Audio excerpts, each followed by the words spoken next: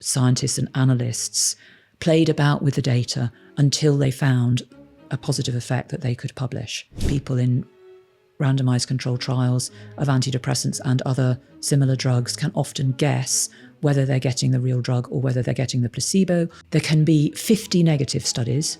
If you've got 2 positive studies, then you will get approval. Medicalisation of the problems of living is a convenient strategy because it diverts attention from the problems that are happening in the society. Welcome to the Visionary podcast, where we discuss science, medicine, physical health, and mental well-being.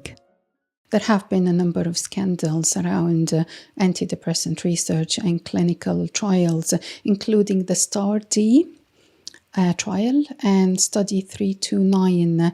Both raised serious concerns about how clinical data are reported. What happened in both of them, please? Let's start with STAR-D.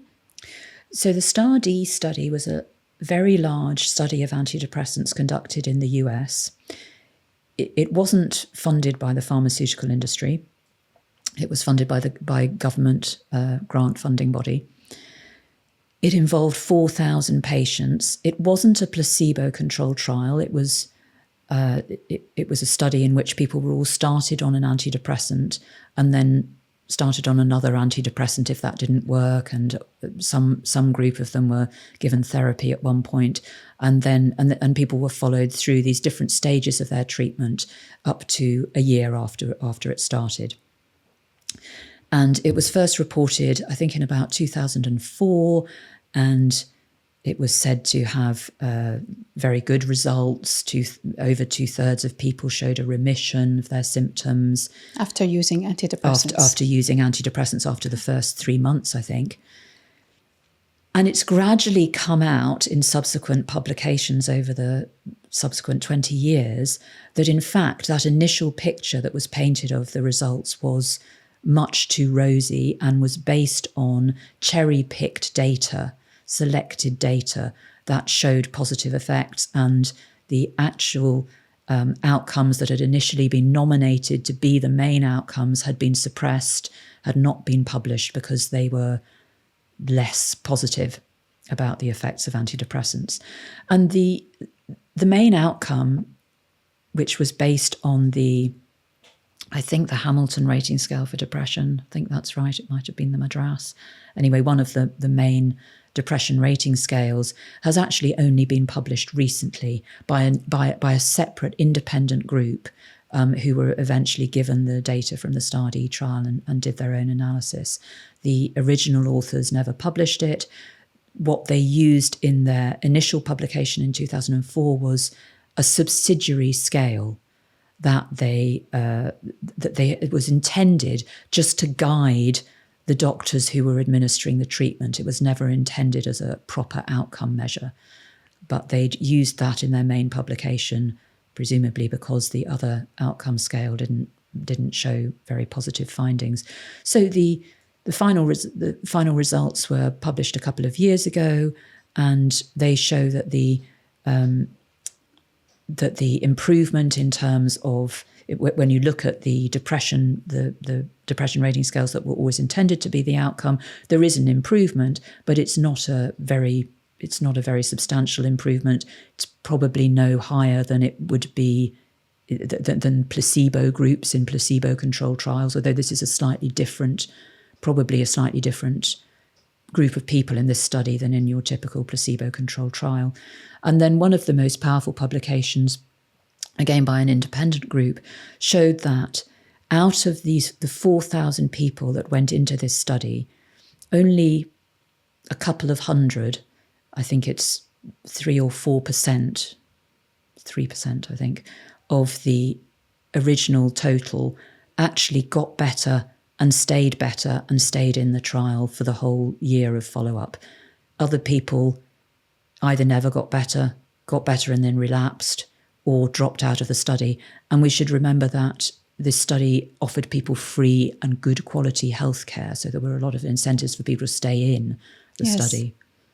Now, I'm trying to understand this. So this was government funded, and it was a fault in the process itself, in definitions, or was it, do you think, a deliberate attempt to mislead the public? So the main problem seems to be at the point of publication, and it seems to be that the authors selected data that would put antidepressant treatment in the best possible light, Cherry picking, and decided not to publish data that showed it not to be as good. Okay, we will not assume ill faith. Yeah, and this is, selective publication like this is very common. The problem has probably got better over the last decade or so since the idea of registering a trial has come in. So now most trials that are conducted are registered, and you have to declare up front what your main outcome measure is going to be, and then you have to publish it, or most journals would demand that you publish that outcome measure when you publish. This trial, I believe, was not registered up front in that way, so it's only subsequently that we've found out what the main intended outcome was planned to be. Yeah. What about study 329? What happened there?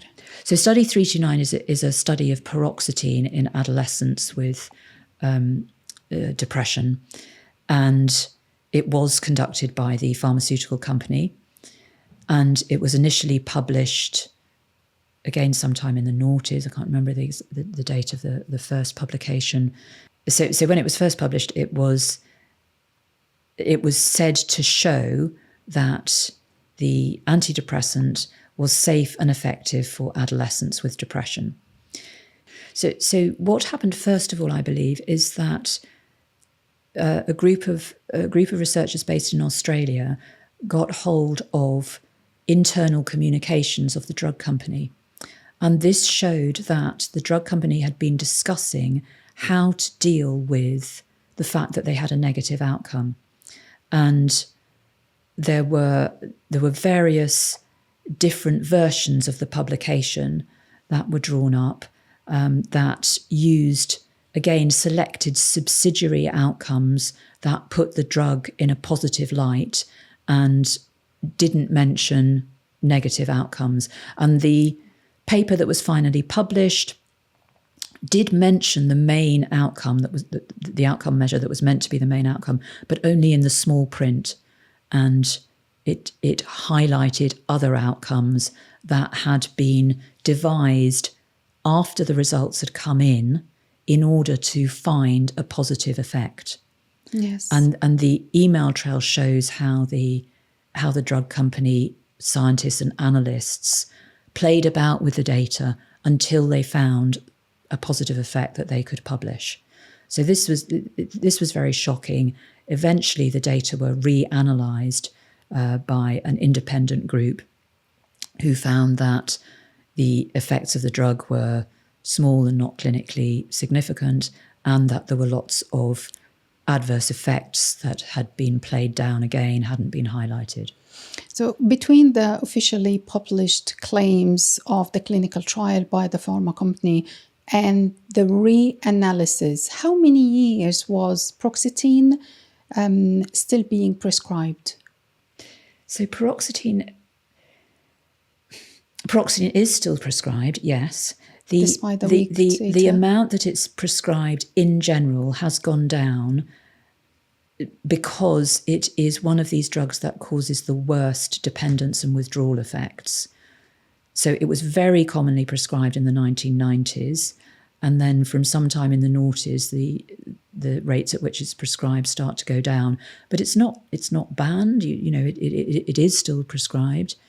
It defies logic that the antidepressants work narrative still exists while we have some scandals around whether they are effective or not, because usually you introduce drugs based on clinical trials and data. If there's no basic scientific data, we have nothing really. So maybe we're coming on to this, but the justification that people always use for the use of antidepressants are these placebo-controlled trials that find a small, if you put all the results together, find a small advantage of antidepressants over a placebo.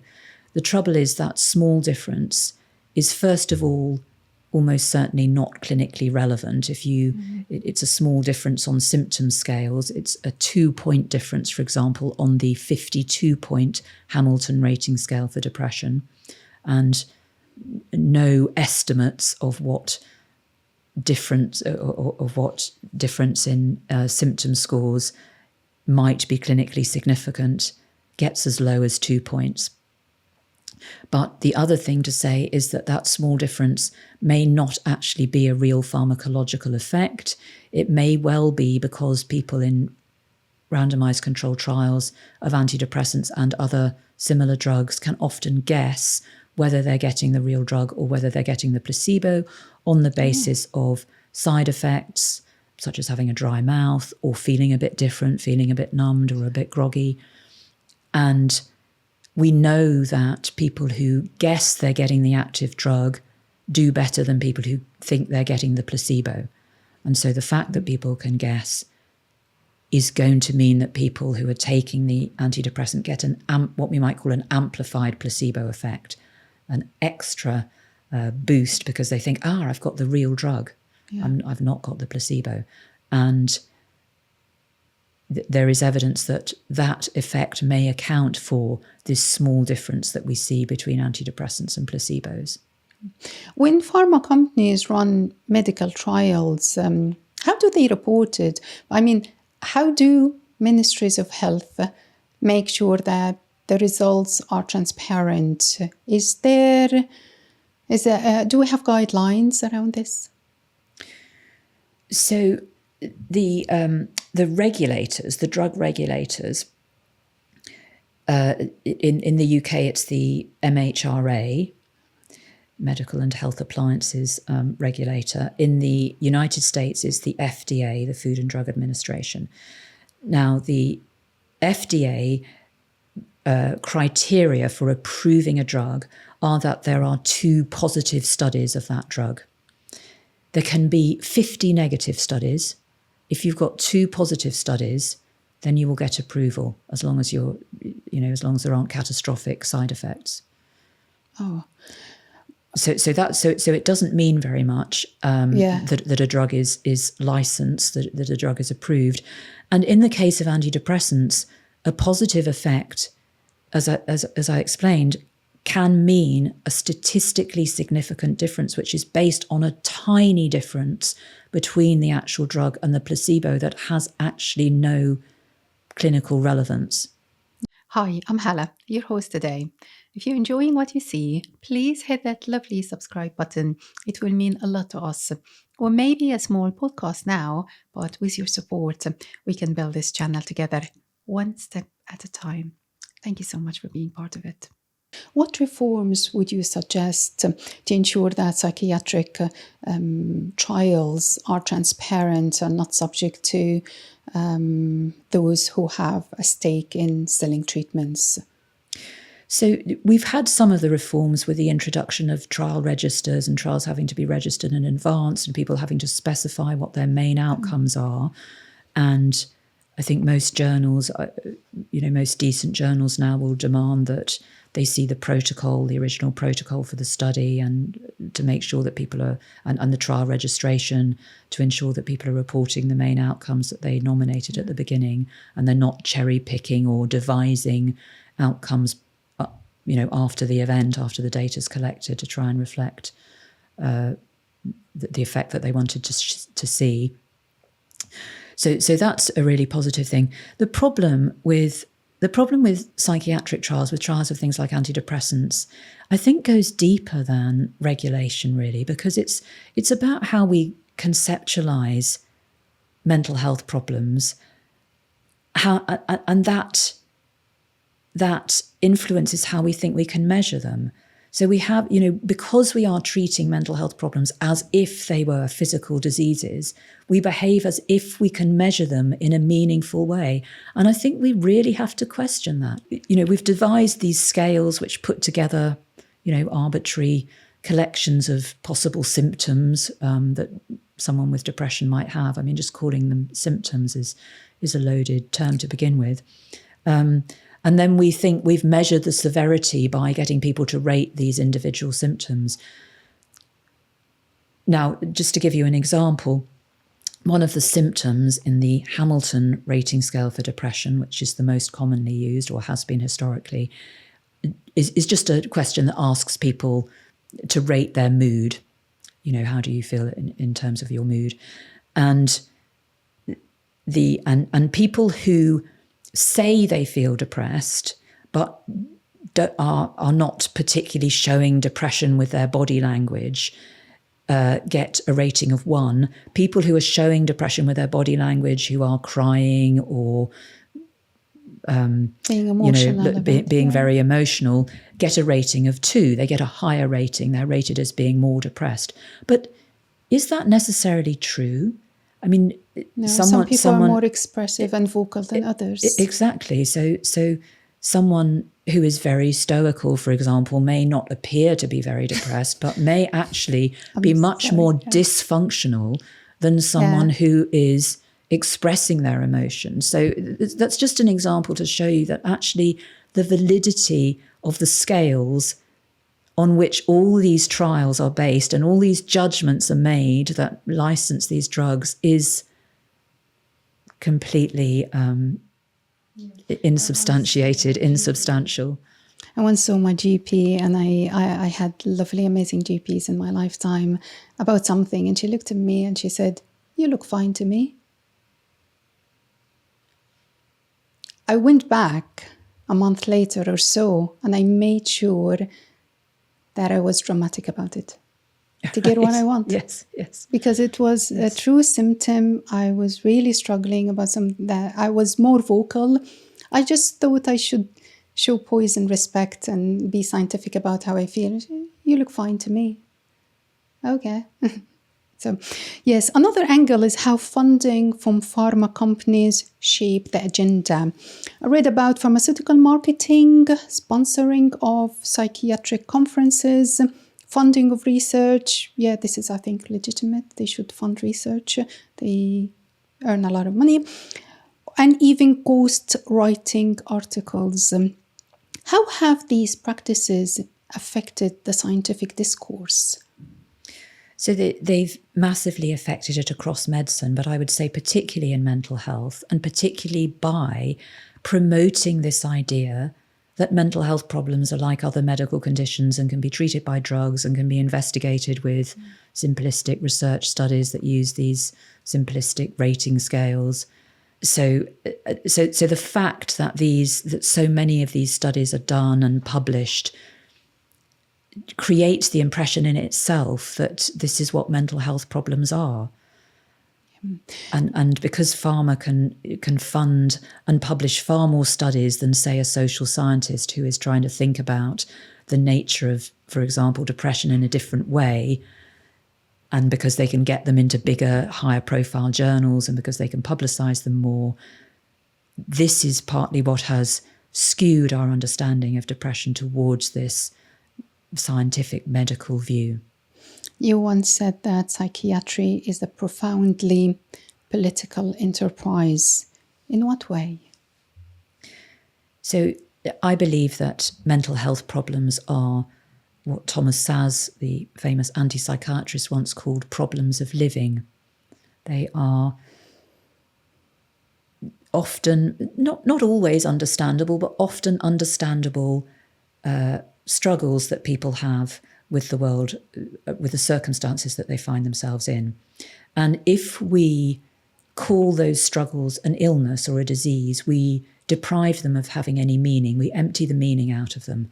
We focus the interest on the disease process rather than understanding these situations as reactions to circumstances and as signals that there might be something wrong with our circumstances. So, for example, the fact that so many people are depressed, anxious, and distressed at the current time, and the rates of people presenting with these problems seem to be ever increasing, should, I think, make us reflect on what it is about modern society that makes people feel so uncomfortable, that makes people feel so worried and so pressurized and so unhappy.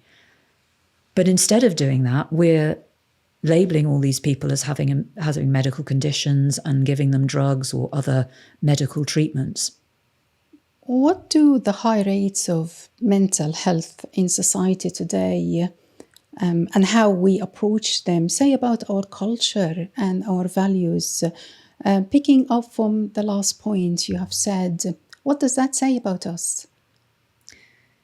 Yeah, I think mental health, the medicalisation of the problems of living is a convenient strategy that has been used by many different sorts of government and regimes across the world because it diverts attention from the problems that are happening in the society.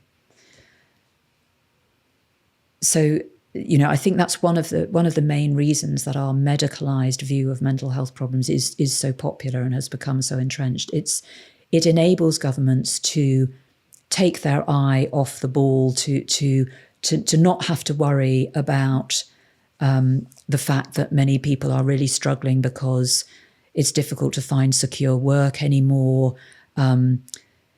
Social networks have been fragmented. Many people are lonely. Many people feel that because we live in an increasingly financially unequal society, many people feel that they're failing, even though by, other standards they might be doing quite well.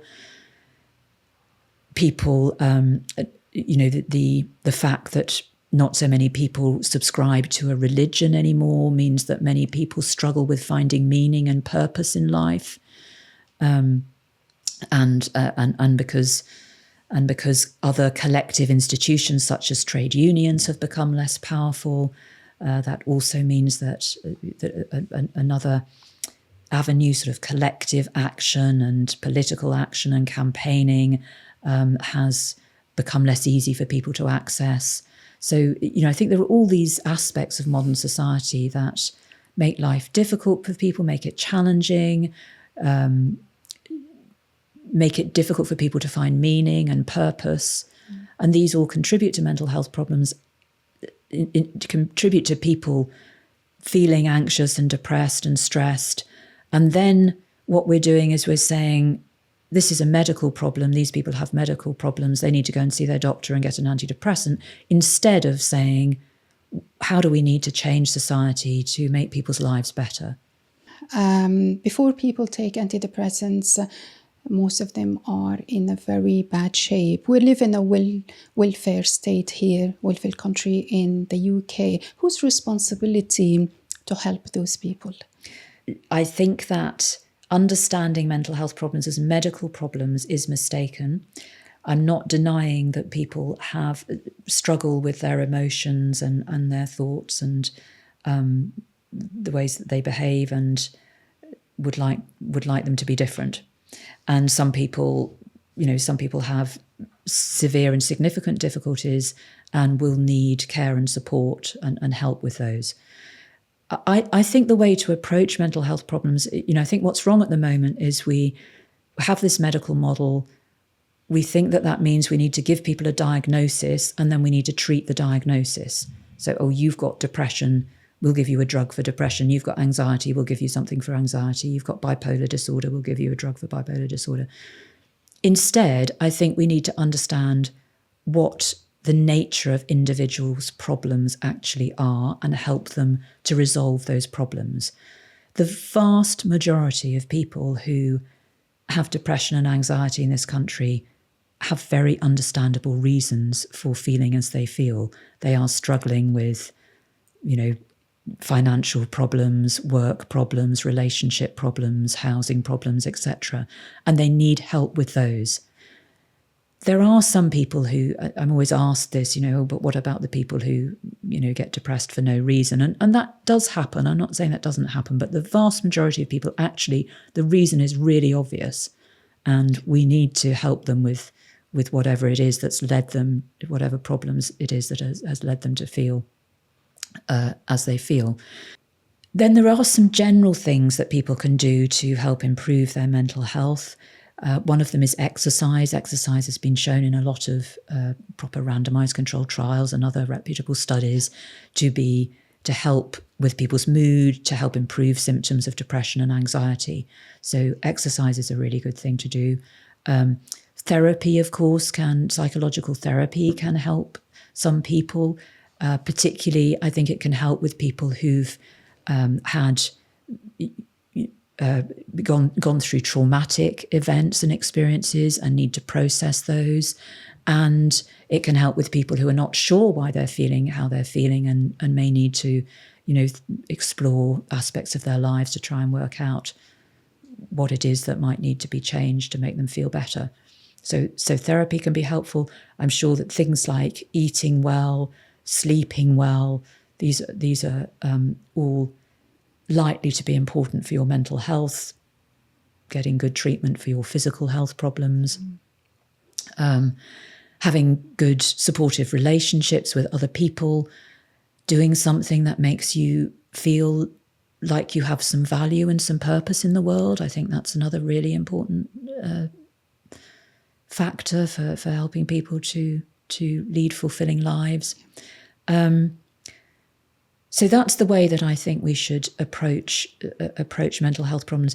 Then, as I've said, there will be some people who get really severe mental health problems who, really find it difficult to, get themselves going. They might, even have psychotic symptoms and start sort of losing touch with reality.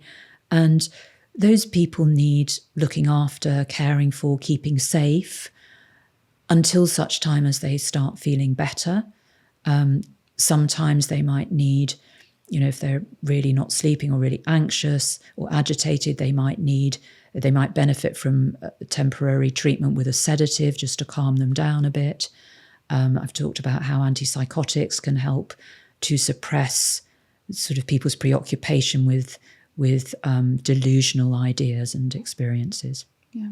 Here's a thought. Can I approach my GP and say, this is how I feel, I can't function, I can't look after myself or my family, I can't ride it out, and I prefer not to take drugs at this stage? Is there a way I could be referred to counseling or some sort of talking therapy? Is that within my rights? Is that a route I could take? So we are very lucky in this country in that we have a national psychological therapy service under the NHS. So yes, absolutely, you can be in whatever area of the country you live in.